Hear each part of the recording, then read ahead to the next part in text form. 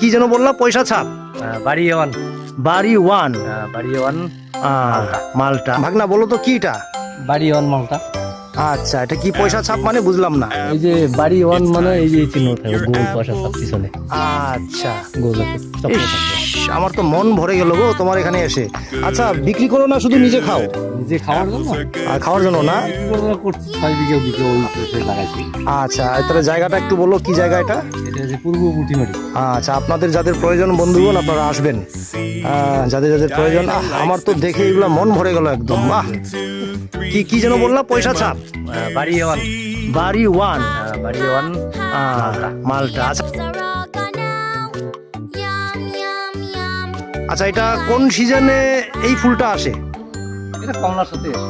কমলার সাথেই আসে। তার মানে তুমি এটা কখন এটা খাওয়া যাবে বা বিক্রি করবা? এটা মোটামুটি আর মাস দিয়ে, তাই না? তো বন্ধুগণ আপনারা শুনলেন, প্রয়োজনে যোগাযোগ করবেন।